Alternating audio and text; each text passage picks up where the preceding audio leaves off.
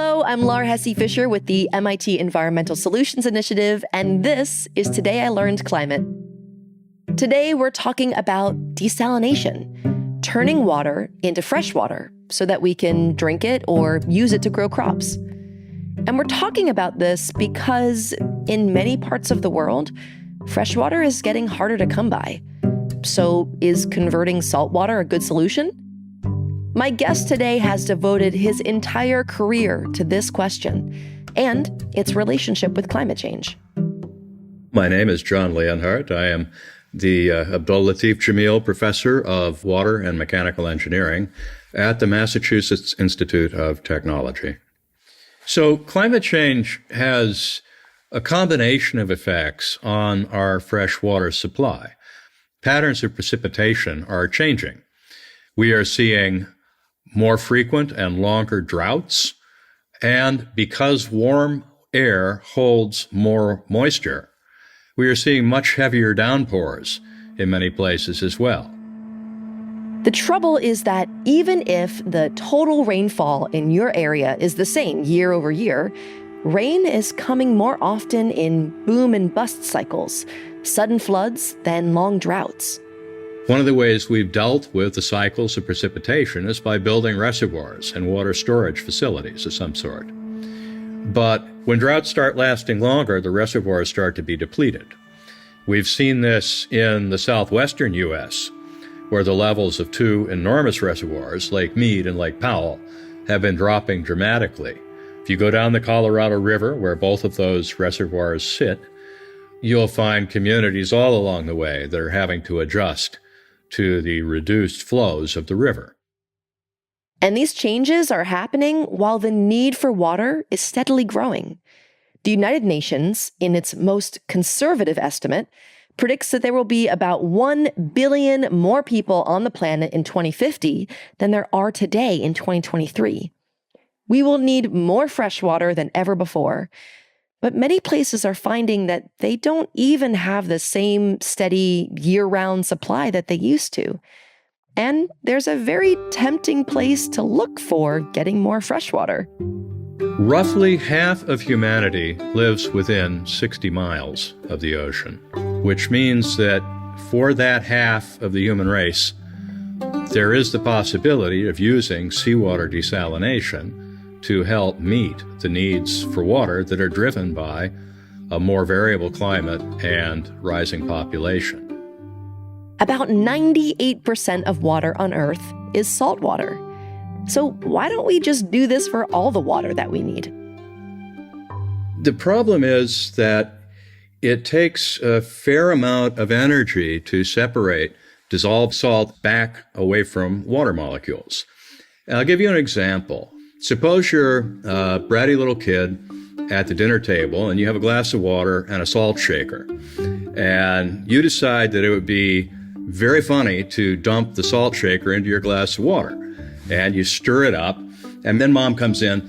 Mom says, "What did you do? Undo that. Get the salt back out." That's not so easy. That's the principal challenge of desalination. Still, people have been trying to draw fresh water from the ocean for thousands of years. Desalination goes back to ancient mariners sailing in the ocean and wanting fresh water while they were out there. The earliest means of desalination would be to take a kettle and build a fire under it, put in salt water, start boiling the water, and then put something above it to catch the water vapor and condense it as it comes out and capture it in some kind of a container. Yeah, salt doesn't boil away with the water. Turn salt water into steam, and that steam is actually fresh water. Boiling, capturing, and condensing water is, as you imagine, a lot of work. And it was only about 60 years ago that anyone came up with a totally new way to get fresh water from the sea. The first reverse osmosis membranes were developed at UCLA, my alma mater, by the way. Reverse osmosis doesn't involve heating the water at all. It involves pressurizing the water. And to understand how this works, we're going to take a quick mental tour of a modern desalination plant. So, imagine you're standing on a beach, a few hundred yards from the shore. Behind you is a desalination plant about the size of a small factory. And in front of you, you're looking at a big pipe going out into the ocean, maybe just wide enough for an adult to stand inside. Inside that pipe is a pump slowly pulling in seawater. The first thing you would encounter if you were flowing with the seawater is some type of a screen. And the screen's there to protect marine life. You don't want to be pulling fish into the desalination plant. Then you will encounter different stages of filtration. All of that's intended to eliminate other things that are suspended in seawater, whether it's silt or algae or something else of that nature. This water is still full of bacteria and other microorganisms, so the next step is to chlorinate it to kill them off, and then dechlorinate it so that the chlorine can't wreck the rest of the machinery. And so everything that we've done so far has been low pressure. Pressures, it might not be different than your garden hose. Now you come to high pressure pumps, which are large, very high efficiency, very high power pumps. So at that point, the seawater confronts the membranes. These membranes are where the reverse osmosis happens. They have a static charge that keeps salt from passing through as the seawater gets pushed against it. You're effectively squeezing pure water out of salt water. And now this pure stream of fresh water can be piped out to homes and farms and wherever else it's needed. But wait, let's not forget the stuff that's left behind. You didn't take all of the water. You took, for seawater, 40 or 50% of the fresh water. You left the remaining 50 or 60% of the water with the salts in what's now called a brine stream. What brine means is water with a lot of salt in it. Which means a desalination plant has to constantly get rid of this brine. And so the immediate question you're going to have is, gosh, how is that done, and is it safe? High concentrations of salt are not good for living things in the ocean, and salty water is heavier than fresh water. This means that it tends to settle, fall to the bottom. The fact that the heavier water falls in the ocean means that you need to ensure when you discharge salty water into the ocean that you're not letting it settle onto the bottom and just flow along like some blanket of salty water. You can do this in a couple ways. A lot of desalination plants are located next to power plants because coal, gas, nuclear plants all need water to cool their equipment. So the brine from these desalination plants can be mixed with the used water from the power plants, and then it's not so salty when it flows out into the ocean. If you're not at a power plant, what will be done is to take the water out to sea and to inject it upward with a set of nozzles that are distributed over a large area, several acres undersea, and which then spray the water in an upward direction so that it mixes in a cloud and dissipates. That usually gets the salinity of the seawater back to an acceptable level. So if the plant is designed properly, harm to marine life is minimal, if any. The ocean isn't the only source of salt water. You can draw from salty groundwater as well. And in this case, brine is injected back underground or into a kind of pond where it evaporates and leaves dry salt behind. Today, desalination is used all over the world to the tune of over 25 billion gallons of water every day. That's about 1% of the water that the world consumes annually.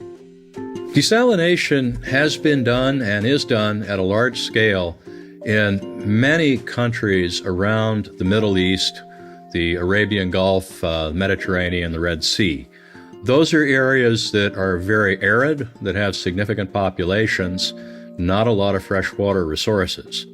Desalination is widely used in Spain as well, and at large scale in China and India.